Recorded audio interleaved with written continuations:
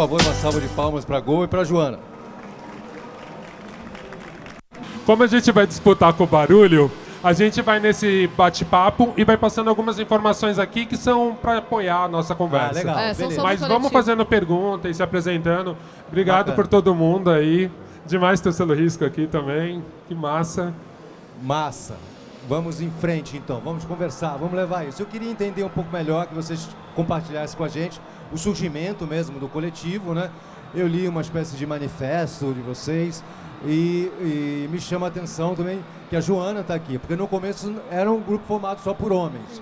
E vocês se deram conta, opa, tá faltando alguma coisa dentro do nosso grupo também. E isso acabou ampliando, ou abrindo espaço para as mulheres também. Então vamos falar sobre as origens disso e esse encontro dos amigos nessas áreas mais centrais da cidade. Legal. O grupo, inicialmente, ele começou em 4 amigos, que eles participavam de festas em rua, fazendo ocupação mesmo. E nessas festas eles se deram conta dessa relação um pouco diferente, porque o protagonismo, geralmente quem organizava as festas, em sua maioria, eram homens brancos. E a galera negra estava ali, às vezes tocando, às vezes ajudando a levar uma caixa, trazendo a produção, mas nunca no protagonismo. Principalmente nas festas de rua, no centro. Óbvio, quando você vai para a periferia, nos bailes funks não, é muito diferente. Mas como a gente enxerga o fluxo? A gente não enxerga como uma festa de rua, como uma ocupação política. A gente fala, mano, esses malucos estão fazendo barulho e eu não consigo dormir. A gente tem uma visão muito, muito ruim. E já uma festa no centro, trocando a mesma música, já é visto como uma coisa super cool, super legal, todo mundo descolado. E pra gente era estranho. E mesmo a gente, sendo, em sua maioria do grupo, é formado por negros de classe média baixa, que conseguiu ter uma ascensão. Quando a gente fazia essa ascensão, tinha essa ascensão, a gente percebia que a gente estava solitário. Na faculdade, você faz o teste do pescoço, que a gente fala, né, Jô? Você olha pro lado e você fala assim, opa, tem mais um pretinho ali, opa, mais um aqui. Eu trabalhei numa editora, que tinha mais de 7 mil funcionários, bacana de prova. Cara, tinham 3 negros trabalhando em redação. 3 negros, com um cargo de chefia. Só voltar para o início do grupo. O grupo começou aí, essas pessoas que se cruzavam nesses espaços se juntaram e começaram a fazer o coletivo, primeiro como festa. Ele nasceu como uma festa na rua e depois a gente foi percebendo a potência disso, que tipo, legal, a gente tem uma festa que tem 4 pretos tocando ali. A gente podia ter outras ações tendo 4 pretos tocando, 4 pretos junto. Esse gancho que você falou, Cazé, é bem interessante. De antes só tinha meninos mesmo. Sim. Porque eu acho que assim, qualquer coisa a gente reflete um pouco essa sociedade patriarcal. Então, assim, óbvio que era muito mais fácil para um monte de homem negro conseguir se trombar sexta-feira do que uma mulher que vai ter filho, que está grávida, que tem outras obrigações, né? E eu acho que também, eu acabei caindo no coletivo meio que no susto, assim. E aí, no dia que eu cheguei, que falaram, Jô, a gente queria te chamar para entrar no coletivo, eu falei, legal, vamos lá. Quando eu cheguei na primeira reunião, só tinha homem. Eu fiquei, o quê? Como assim? Só tem homem aqui. E não é nem só, tipo, a mulher negra, ela tem filho, ou... eu acho que é muito mais isso, assim, os homens acabam, querendo ou não, os homens acabam formando certos grupos e conversando entre eles, e aí eles formaram esse clube de homens, e agora sou eu e uma outra mulher, e eu acho extremamente importante, assim, porque a pauta da mulher negra, ela é completamente diferente da pauta do homem negro, sim, da pauta da mulher branca. Então, a mulher negra, ela ocupa outros espaços, assim. Eu não posso falar pela mulher negra de periferia, porque eu sou uma mulher negra de classe média, sempre fui, mas eu enxergo que a gente tem outras pautas e outras necessidades, e é como se a mulher negra fosse a pessoa que mais apanha na sociedade. Então, é importante estar dentro de um espaço que até então só tinha homem. Eu gostaria só de fazer uma complementação, uma experiência própria que eu vivi. A visão que a gente tem do mundo depende muito do ponto, né, da colina, do promontório em que a gente está, né? Então, se eu estou aqui, eu enxergo vocês aqui, tá? Eu consigo enxergar aqui, mas aqui eu não estou vendo, né?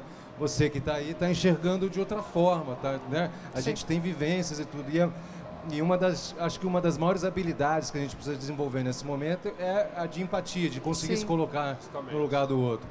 Eu uma vez estava gravando uma matéria para a MTV e eu fui na Faculdade Zumbi dos Palmares, no centro, e a gente entrava, estava tudo combinado com o professor e tudo, e a gente entrava pela porta de trás da sala. E o professor estava lá, de frente para mim, os alunos de costas. Quando eu entrei, todo mundo, o teste do pescoço, aí todo mundo, uau, virou pra, e eu estava ali, e eu não me reconheci, e eu falei, nossa, eu sou diferente de todo mundo. E eu até me arrepio quando eu tive essa vivência, eu falei, nossa, eu sou diferente de todo mundo que está aqui. Ninguém me discriminou, nada disso, mas é uma primeira percepção que você tem, né, de cor, e você fica, essa experiência que vocês estão falando, de tá circulando pelo centro, por áreas mais abastadas da cidade, em que você não se reconhece, porque você não enxerga, não vê outras pessoas da mesma cor, né? Isso é muito forte, e é o tempo inteiro, o dia todo, né? E a gente às vezes, por exemplo, se você vai numa festa, quando a gente está em espaços, bom, aqui, né, a maioria das pessoas aqui é branca, e a gente já começa a enxergar esse espaço como se fosse um espaço de elite, porque se a maioria das pessoas é branca, logo a gente sabe que os negros não chegaram aqui, por quê? Porque isso aqui é um espaço de elite. A mesma coisa se você tem alguma grana e você, sei lá, vai numa festa no centro e aí tem muito negro nessas festas, tem muito negro ocupando os espaços. Daqui a pouco você fala, não, peraí, agora tô com fome, vou comer no restaurante mais legal aqui. Não tem, às vezes você é o único negro, assim. E é difícil, dói, esse momento dói. E aí pra gente, o que a gente percebeu? Ele falou assim, primeiro que o racismo não é um problema dos negros, né? A gente é a vítima, é um problema de todos, especialmente dos brancos, de quem pratica. Mas não adianta a gente só ficar cercado entre a gente e não pensar em estratégias para que tenham mais negros de classe média, para que quando você chegar na facul, quando você chegar no seu primeiro trabalho, você encontre vários brancos empáticos que sabem dessa dificuldade, você encontre outros negros e que todo mundo possa se ajudar. E aí a gente falou, cara, para ter realmente a diferença, é você ter o protagonismo, é você conseguir botar a sua visão da ideia, da história. Eu, por exemplo, eu trabalho com direção de arte. Cara, quem me contratar vai ter um olhar negro sobre o produto, sobre o que for que ele estiver fazendo. E o coletivo faz isso nas ações, a gente dá esse olhar negro. É esse viés, que muitas vezes é um olhar que as pessoas não têm. Por isso que pra gente bateu muito, né, de falar, legal, a gente aqui, 6 homens, a gente só tem uma perspectiva, como você disse, Casé. A gente tem a perspectiva do homem negro, da classe média baixa, que teve uma ascensão. Agora, e aí, as mulheres? E os gays, e aí um monte de coisas que vai vindo. Óbvio que eu acho que tem que ser natural e espontâneo, né? Assim, a Jo tá com a gente, antes de tudo, porque ela é uma pessoa do caralho. Senão não estaria, sabe? Não é um guichê que você preenche e você entra. Tem que ter afinidade, tem que estar junto, tem que ter alguma coisa que liga ali, que passa por empatia, que passa por carisma. E aí, assim, as ações que a gente promove, o diferencial, você vai ver, vai ser isso. Você vai ter negros protagonistas. Que eu acho que é o que falta pouco. A gente vê mesmo artistas, né? Isso eu acabo trabalhando com muitos músicos.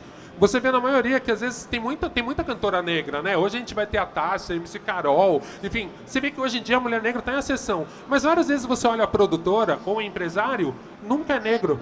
O cargo que ganha grana, que ajuda a estratégia, muito poucos deles são negros. Mesmo a maioria dos funkeiros, você vai ver o dono da produtora, é um cara branco, classe média alta, pode até ter crescido no bairro mesmo, tal, mas você vê que, tipo, a cara do branco negociando o cachê, falando de contrato, para a sociedade, dá muito mais respaldo. Sim. A gente quer tentar mudar isso, a gente está mudando isso, usando música, usando outros artifícios da cultura como resistência.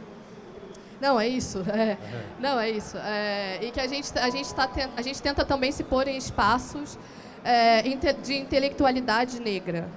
Porque existe isso também. A gente fala assim, uma cantora negra, a gente enxerga muito negro como provedor de diversão. Então, o negro, ele te dá música, ele te dá futebol, ele te dá sexo. E ele é um provedor de diversão. A gente teve uma construção desses anos, nesse país racista, tão racista que a gente vive, uma construção do negro como burro também. Então, a gente também se coloca no espaço de intelectualidade. A gente tem, dentro do coletivo, a gente tem vários intelectuais. Então, assim, além da gente ter essa parte da cultura e da diversão, a gente também se coloca em um espaço de intelectual.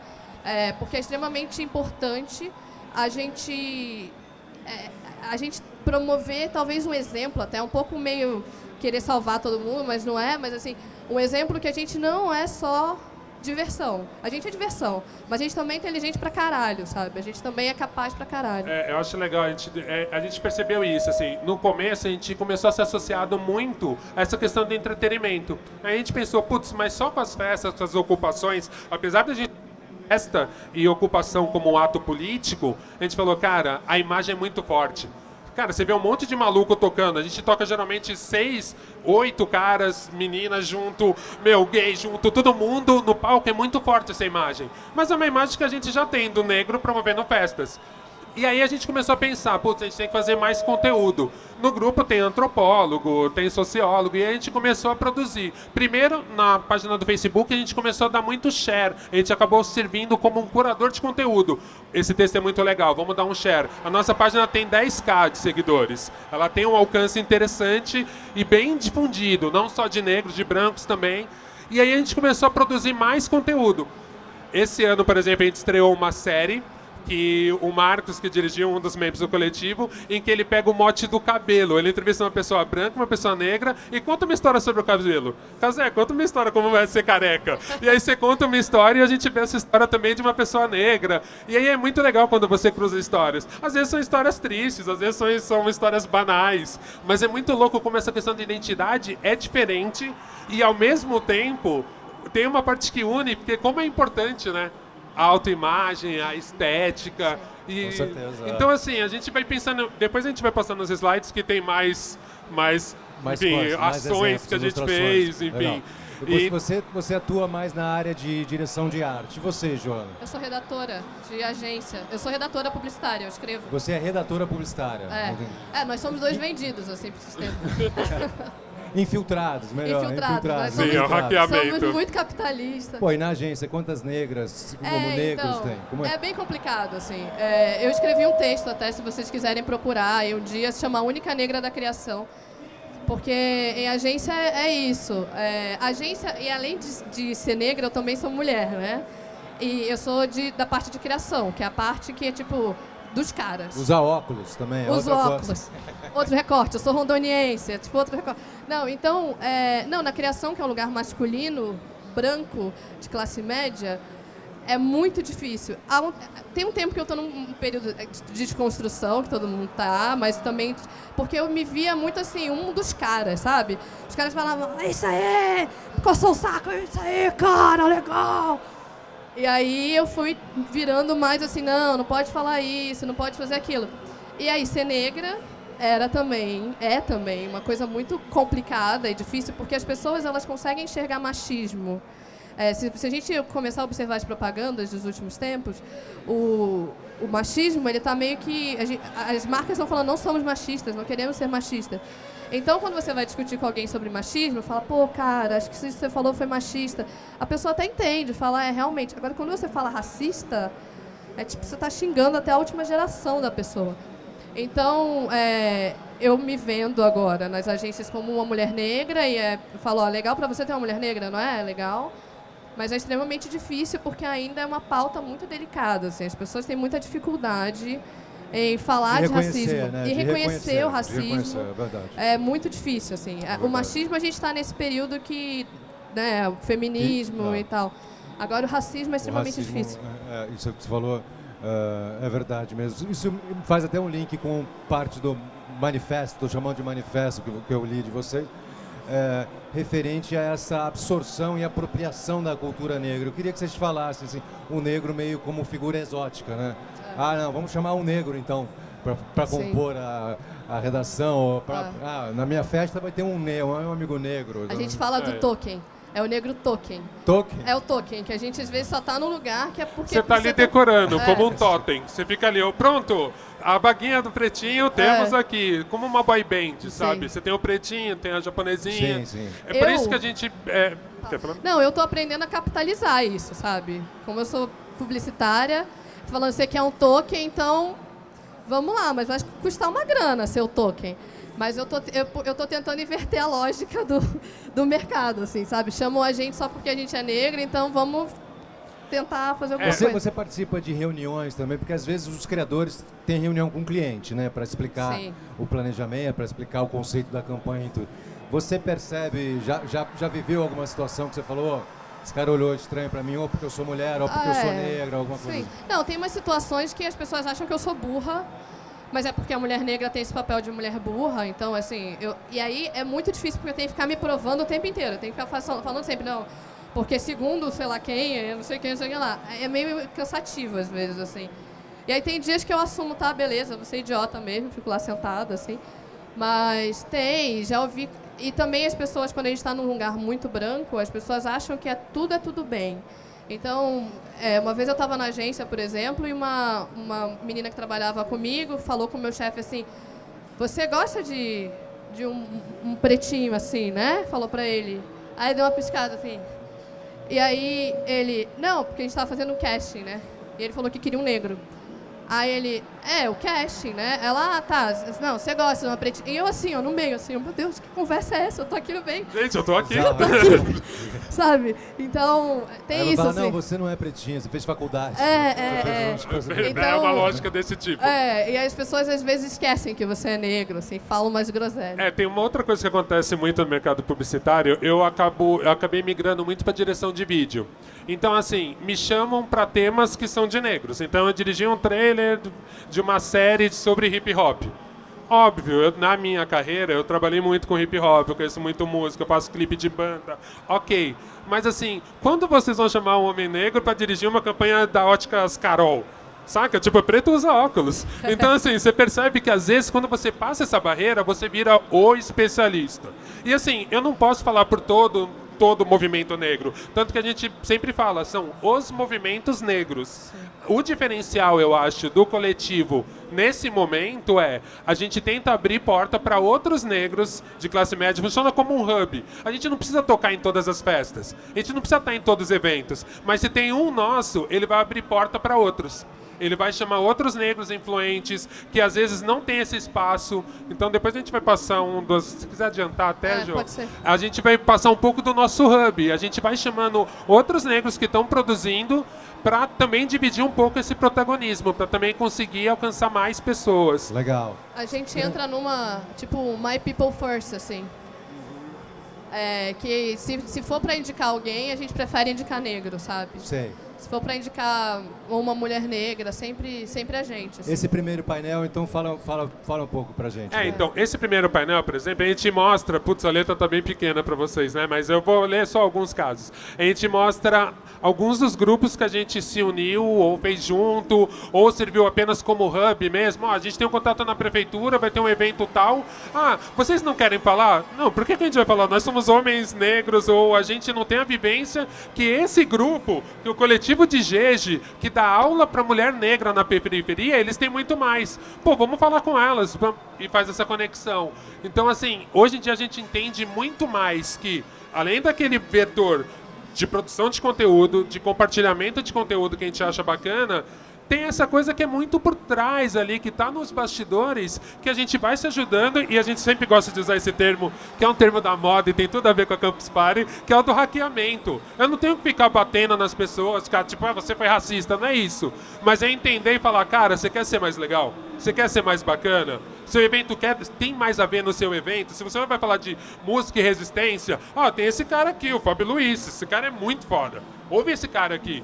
Talvez ele não tá na mídia ainda tão gigante quanto outros MCs, mas olha o conteúdo desse cara aqui. A gente pode fazer essa curadoria que ela é um pouco mais verdadeira, eu acho. Ela é mais orgânica mesmo. É a nossa vivência, a gente tá vendo isso todo dia. São os nossos brothers que a gente cruza no rolê. É outra história, não é um maluco que nunca te viu, que pega o telefone... alô? Eu soube que você faz uns rap, né? Não, é outra parada, é uma conversa que já tá num outro nível. Então, de certa forma, assim, a gente percebeu esse espaço e percebeu como ativar. Aqui a gente tem alguns desses casos de gente que ajudou a gente desde o Itaú Cultural contra as meninas da Hot Paint, que são uma dupla que fizeram a marcha das meninas crespas, enfim. Então, é muito legal, assim, a gente perceber que essa rede ela vai crescendo e se autoalimentando, e às vezes é muito engraçado, assim, já aconteceu da gente convidar uma pessoa, um membro do coletivo, e depois ser convidado por essa pessoa que a gente convidou. Vocês não querem fazer? Não, então, a gente que convidou. E a gente acha isso super positivo, que essa rede está aumentando. Vou falar rapidinho só. Porque a gente percebe que esse capital social, uma pessoa branca de classe média, ela tem isso orgânico. O cara estudou no Bandeirantes, aí o brother dele virou chefe no banco, é o brother dele. O negro, geralmente, ele não tem esse capital social, ou o capital social dele é do bairro. Então, assim, você me soltar na Vila das Mercedes, no Parque Bristol, rola super fácil pra mim, eu cresci ali. Entre brancos pobres, entre negros pobres, entre todo mundo. Agora é muito diferente quando você começa a ir pro mercado de trabalho e lidar com uma galera que você fala assim, velho, esses caras estudaram tudo junto. Tipo, meu, eles se conhecem todos, é um capital social orgânico. E eu não posso ficar com raiva do cara e culpar o cara porque o cara nasceu com mais grana. Mas eu tenho que construir o meu capital. Se esse cara foi legal e entendeu que eu tenho um trabalho, foi legal não, né? Enfim, entendeu que eu tenho um valor e que eu tô na empresa dele, eu tenho que aumentar esse hub para outros caras, para outros amigos conseguirem entrar nisso também. Não, é isso. Nosso papel é como a gente está nos espaços que normalmente os negros não estão, por uma ascensão social ou por já estar nesses espaços, enfim, a gente tenta puxar, porque uma das coisas que a gente vê como extremamente importante é criar uma força negra, mas uma força negra que tenha capital, sabe? A gente já é 54% da população brasileira, mas o nosso poder de compra ele não se reflete a 54% da população brasileira. O nosso trabalho é que a gente consistente, né? A gente tente... e aí a gente vai puxando, assim, a gente vai puxando a galera pra... Vem com a gente, vem fazer as coisas, vamos fazer junto. E a gente percebe, né, Cazé, assim, infelizmente o negro começou a ser olhado há alguns anos atrás, que teve a ascensão da classe C, o negro começou a ser mais respeitado e olhado por causa do dinheiro. Né? Não é porque as pessoas tiveram uma consciência. Então a gente via toda a agência me chamando a Joana, vamos ver como a gente fala com essa classe C. E eu achava estranho, porque eu falava, velho, tem um monte de gente que é classe C aqui. Tipo, não fala como se fosse um ET, como se eles morassem em Marte. Assim, grande parte das pessoas são e estão ali.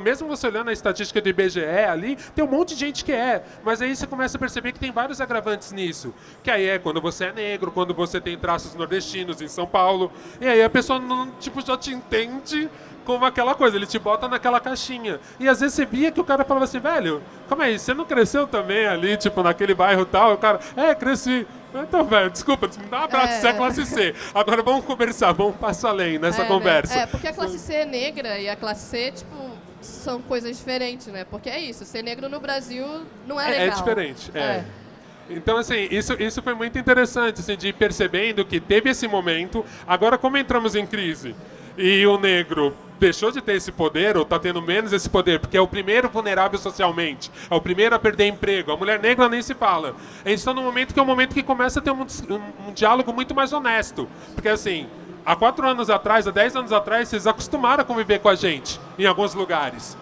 Os negros começaram a consumir sua marca. Eles começaram a usar o óculos da Oakley, começaram a usar essas marcas. E agora? Vocês não querem mais a gente? A gente deixou de ser legal porque acabou o dinheiro? Então tem um momento que é discutir a relação, um momento muito sério. E não é à toa que nos últimos anos a gente vê música e resistência crescendo. Não é à toa, sabe? Tipo, é um zeitgeist no mundo inteiro. Nos Estados Unidos tem o Black Lives Matter, a Beyoncé lançar um disco super empoderado, o Kendrick Lamar fazer uma música que é um tapa na cara. Aqui no Brasil, o Cids da Emicida, mesmo Criolo, MC Carol, todas as meninas que apareceram, né? A Carol Conká, MC Carol, Tássia, aparecendo entre aspas, todos já estavam aí, uma correria de 10 anos, mas agora estão em ascensão, mesmo a Elza Soares, gente. A Elza Soares. Tipo, essa mulher teve 300 discos e agora parece que estão reconhecendo a mulher, sabe? Então, assim, você percebe que nesse momento é o momento de todo mundo olhar no olho do outro, sinceramente, e falar, então, vamos lá, vamos tentar achar uma solução para isso junto. A gente tá tentando se empoderar, tá chamando mais gente para esse hub, tá tentando fazer. E agora a gente precisa ter essa resposta do outro lado também, assim, honestamente, sabe? Tipo assim, legal, você é desconstruidão, você vai no rolê dos negros. Mas quantos negros você já indicou para uma vaga de trabalho? Olha lá no seu Facebook, quantos negros são seus amigos? Sabe? Mas isso também, quantos negros são seus amigos, mas também é engraçado porque às vezes a gente usa o negro como se fosse, né? Tipo, eu tenho até um amigo negro. Eu não sou racista, eu tenho um amigo negro, ele é gente boa, legal, assim. Mas quantos amigos negros eu escuto, né? Quantos amigos negros eu considero, tenho consideração por ele. Eu vejo que importa o que ele fala. E uma coisa que o Olga estava falando agora da crise, é provável que a gente veja os números assim, a mulher negra está empreendendo, a mulher negra empreendedora, e aí a gente... E aí, que legal, a mulher negra empreendedora, não sei o quê.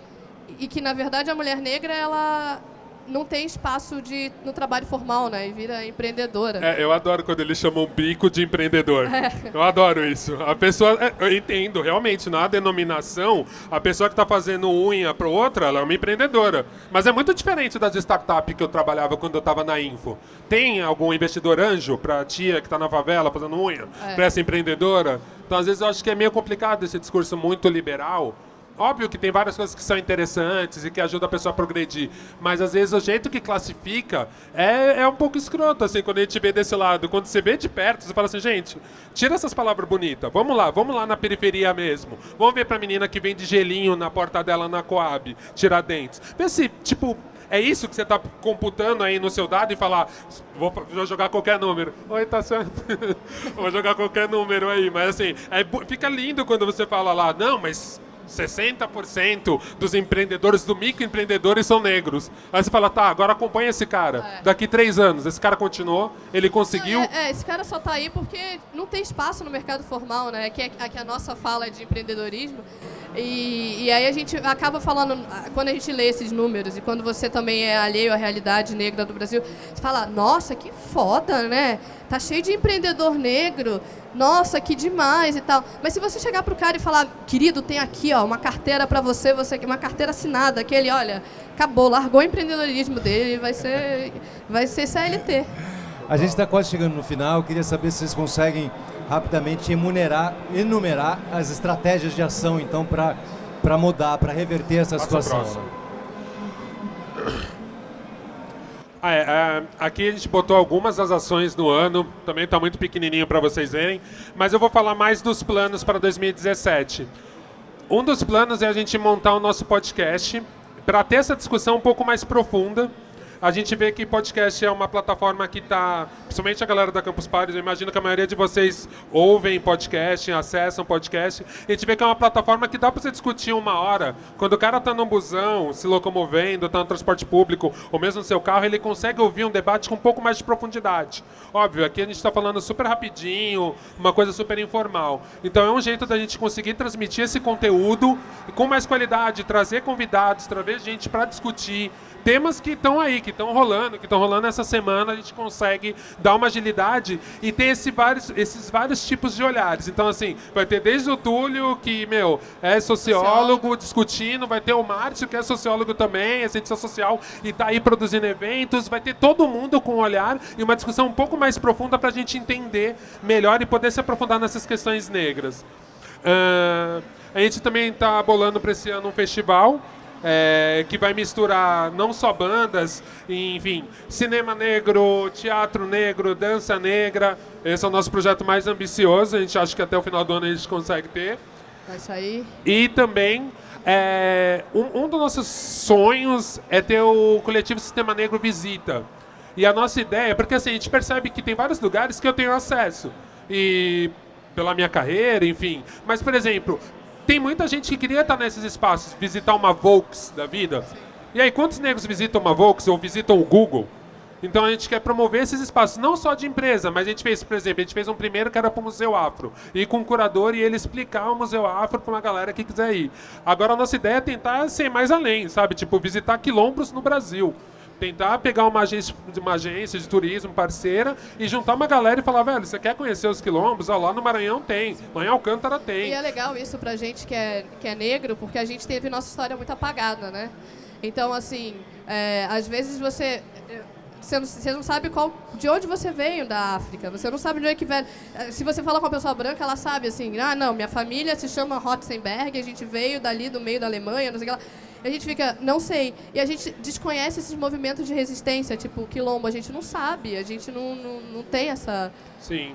É um pouco assim, a gente percebeu que a gente faz muita ação para o futuro, e muita ação de agora, e muita ação digital, porque é mais fácil. Mas a gente quer trazer um pouco para a terra, um pouco para o abraço, um pouco para estar perto, e também resgatar um pouco dessa raiz mesmo, essas coisas que a gente vai esquecendo, porque é um país miscigenado e geralmente nessa miscigenação a lógica é clarear, né? A lógica é você lembrar do seu lado branco. A lógica é você deixar seu cabelo curtinho. A lógica é toda de clareamento. A gente quer reverter um pouco essa lógica. Falar, cara, se você é miscigenado, aquele seu lado negro é muito bacana também. Conheça ele, se empodere. Surgiu uma pergunta aqui, o que você gostaria de falar? É o seguinte, uma vez, eu sou da Zona Norte, minha mulher também é. E saiu para De negro, e o que aconteceu? Eles mandaram a gente ir embora. A minha mulher foi no banheiro, as meninas foram junto e falaram assim, se você não sair daqui, vocês vão apanhar. E eu falei pra minha mulher, eles me falaram isso também. E minha mulher curte. Meu sogro era Judas, o nome dele. O apelido dele era Moreno. Então minha mulher, quando vai pra praia, eu me queimo, eu fico vermelho. Ela fica negra, ela vem negra. Aí eu falo assim, eu saí com uma branca e volto com uma negra. Se minha mulher ver, você vai ser brava, ela vai ficar brava com você. Entende? Então a minha mulher, se ela vai na praia, ela fica morena. A gente... E o cabelo dela é que nem o seu, entendeu? Olha, eu sinto muito que tenho expulsado você do Eu baile. digo, meu coração é que nem o seu. É Claro, vermelho. claro. Se eu me machuco, sem sangue. Entendeu? Que nem o seu. Mas é porque... Mas eu não estou falando em geral. Sim. Eu estou falando o que aconteceu. Não, claro, e eu sinto muito que isso tenha acontecido, que essas coisas acontecem, porque tem lugares, tem espaços que a gente quer ter alguma segurança e a gente considera negros, e esses espaços... Mas acho a que gente é interessante o que o senhor colocou, porque o senhor sentiu na pele o que os negros sentem todos os dias, né? O senhor teve uma experiência em que o senhor foi discriminado junto com a sua mulher num determinado local e o senhor percebe toda a mágoa, toda a ferida que isso gera na gente. E eles estão vivendo isso há 400 anos, todos os dias. No Brasil, todos os dias. E a gente às vezes fala, é complicado falar isso no Brasil, a gente sempre fala, eu tenho sangue negro, eu tenho algum negro na minha família. Mas a gente só é discriminado pelos traços negroides que a gente fala que a gente tem. Então, eu só sou discriminada porque meu cabelo é crespo, só. E isso me faz negra. Então, assim, a gente tem que se atentar, a gente sempre fala muito isso, eu ouço isso muito falar, mas o meu avô era negro, mas não sei o quê. Mas tem muita gente que passa a vida sendo branca e tá tudo bem, tá tranquilo, sabe? Você jamais sofrerá racismo porque o seu cabelo é crespo e você cortou ele curto. Você vai seguir sua vida, às vezes você só alisa o cabelo e tá tudo certo. Então, assim, o racismo é muito forte no Brasil, enfim, e eu sinto muito que isso tenha acontecido com o senhor, mas é o que o Cazé estava falando, sabe? A gente passa isso todos os dias. E é uma exceção, né? A mocinha ali quer falar também. Você quer falar? Oi, gente, tudo bem? bom? Oi, Meu nome é Ana, eu sou historiadora, estou muito feliz de estar aqui com você, sou lá da UFMG. E eu queria fazer um relato também em relação a essa questão de como é que é difícil o racismo no Brasil. Eu trabalho História da Ciência aplicada à saúde no Brasil, no século XX, e eu trabalho na Faculdade de Medicina lá há 2 anos, mais ou menos. E logo quando eu entrei, eu sou restauradora também, e eu comecei a fazer visitas guiadas no espaço e tudo mais. E aí, teve um dia que eu ia receber uma visita, eu estava mexendo com as coisas de restauração, e aí eu fui até o banheiro, que os alunos utilizam também, o banheiro feminino, e aí a moça olhou pra mim e falou, nossa, que bom que você chegou, porque o banheiro tá sem papel. E eu falei, tipo, cara, eu tava com um crachá me identificando como estagiária, eu tava com a camisa do meu curso, o jaleco de monitora, de visita, e mesmo assim, ela virou pra mim e falou, olha, que bom que você chegou, porque o banheiro tá sem papel. Então, eu percebi nesse dia também que, além do racismo ser uma coisa que dói muito, que você não sabe lidar depois, ele tem a ver, tipo, com a cor da sua pele, sabe? Sim. Por mais que eu tivesse arrumada, identificada, a cor da minha pele que falou primeiro, assim. Então, eu acho que o maior desafio para o racismo no Brasil, acho que a galera que está aqui, que puder refletir sobre isso, é a gente pensar por que a gente não admite que isso acontece, sabe? Por que a gente não consegue reconhecer que isso é uma prática ruim que nosso país tem? E o que a gente pode fazer para superar isso, assim? E eu dou aula também na rede pública de BH, já vi várias cenas, vários casos. Então, acho que o que a gente pode fazer nesse sentido é promover debates, assim, chamar as pessoas negras para falar, não, de todas as áreas do conhecimento. Então, a gente tem a importância de incluir a tecnologia nisso também, porque o negro está, sim, à margem dessas coisas. E a gente sofre, sim, nos lugares. Então, não estou dizendo que todos os médicos, as pessoas que estavam na faculdade de medicina fariam essa prática, mas eu acho que é por aí, assim, a gente admitir que isso acontece. Antes de vocês fazerem o fechamento, vamos só pegar um depoimento dele. Então, na verdade, eu tenho uma pergunta para fazer. Quando vocês falaram a parte de cinema negro, tanto quanto no Brasil quanto fora, eu acho que a parte do cinema negro fora ela é um pouco mais voltada à parte de comédia, à parte de dramatização, mas eu vejo muita falta de personagens negros em filmes mais de ação, em filmes de ficção científica, filmes que mostram parte dos negros que ainda não são tão exploradas. Tanto que agora vai sair um filme que fala sobre algumas mulheres negras que fizeram a diferença. Isso. E eu achei isso muito importante. A pergunta que eu tenho para fazer para vocês é tipo, a parte do cinema negro no Brasil, por que ela ainda é um pouco defasada e mostra muito mais da parte pobre do que a parte rica que o negro tem para oferecer? Eu acho que o cinema ele reflete a sociedade também, né? E assim, cinema é muito caro, tanto lá quanto aqui, principalmente quando envolve efeitos especiais. Duplica, triplica o valor. Então, acho que assim, é uma preocupação, mesmo no cinema no Brasil, é uma preocupação ter vários estilos. Vendo um programa como o do Lázaro, o Mr. Brown na Globo, eu vejo muito isso.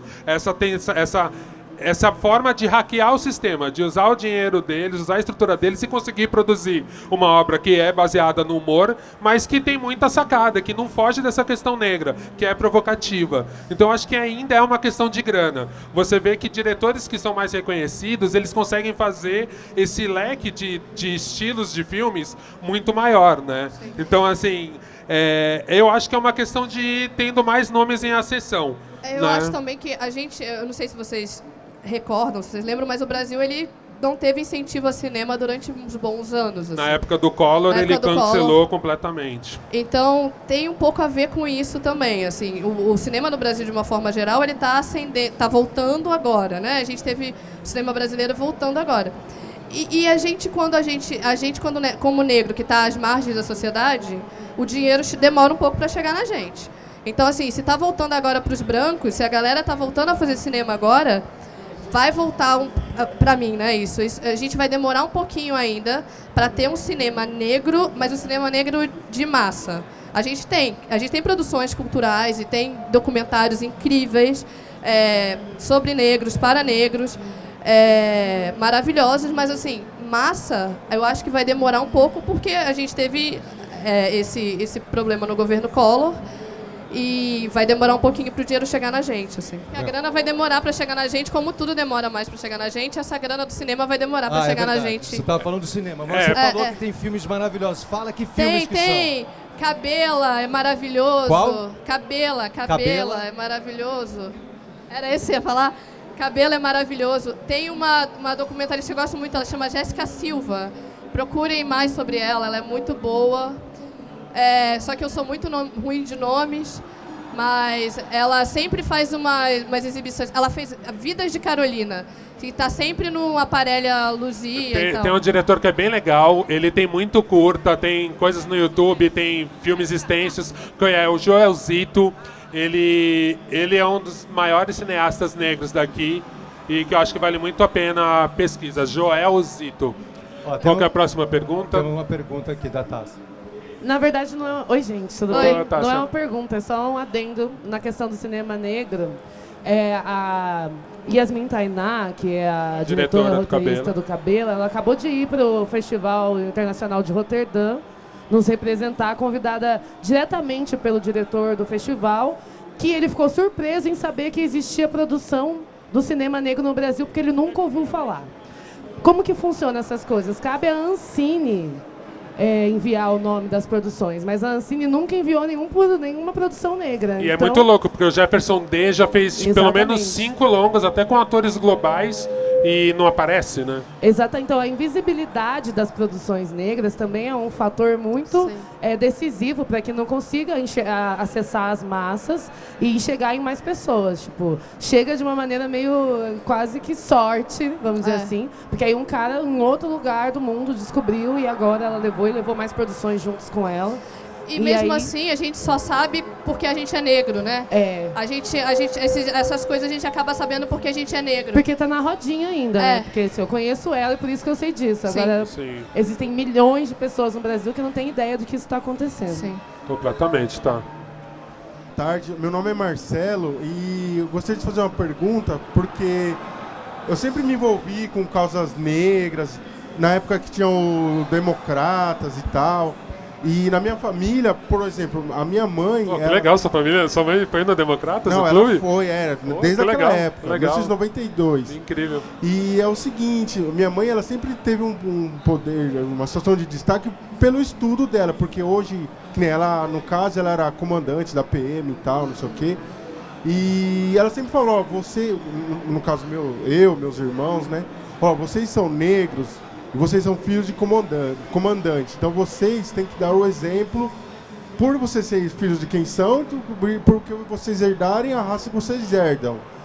E isso sempre me preocupou. Mas fugindo um pouco desse questionamento, eu entro em outro que é o seguinte. Eu trabalho na Prefeitura de São Paulo, numa subsidiária, desenvolvo sistemas lá e tal.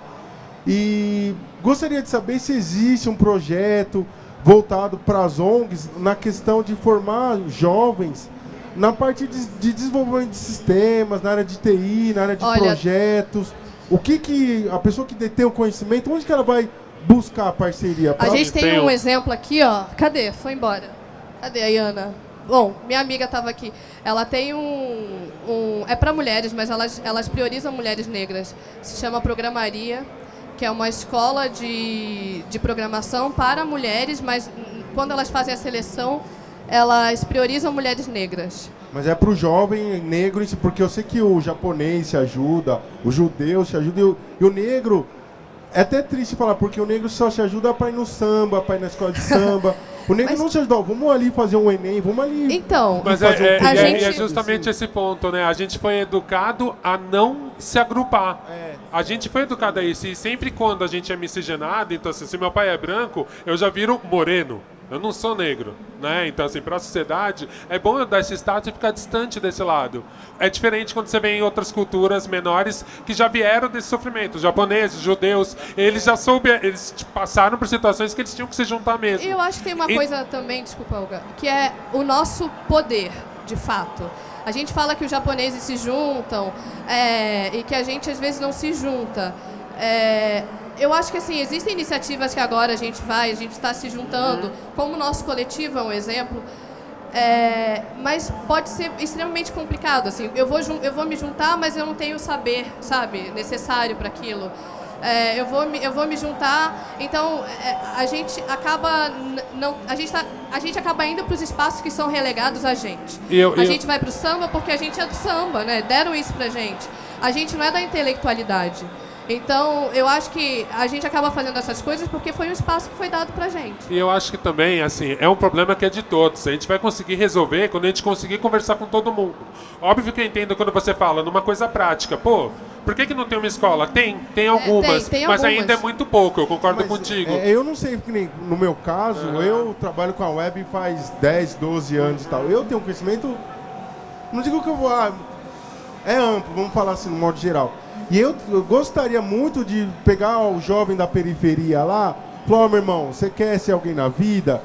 Vem aqui, vamos estudar, a gente faz uma parceria com a prefeitura, mas eu queria saber aonde eu posso ir me oferecer. Mas você entende? É por isso que a gente fala muito do protagonismo. Se você fosse chefe na prefeitura, você ia conseguir implementar esse programa.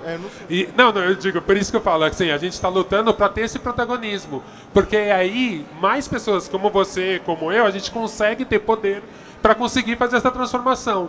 Eu acho que tá todo mundo rumando para esse caminho mesmo. Mas é um processo. Assim, quando você tiver poder, quando você crescer mais e você vai crescer, você já vai crescer com essa mentalidade. Falar, pô, eu tive sorte, minha mãe teve uma carreira militar e conseguiu me ajudar a estudar. Eu tive uma família. Agora, assim, não pode ser uma sorte só. Eu posso ajudar outras pessoas. Sim, e eu acho assim, é importante que não seja só os negros fazendo isso. Por isso que eu falo, acho que a gente não precisa se fechar. Porque tem um monte de branco que já tem o acesso, tem empatia, já consegue enxergar esse problema. Então esse cara pode ajudar. Eu prefiro que esse cara ajude num gueto, negro, sem grana, e fica todo mundo ali, ó, nas 2 horas que eu tenho puxadinho aqui em casa e eu vou fazer tal coisa. As iniciativas que eu conheço são de pessoas brancas, ou programaria que é da minha amiga que é chinesa, mas que são pessoas brancas, mas que priorizam negros.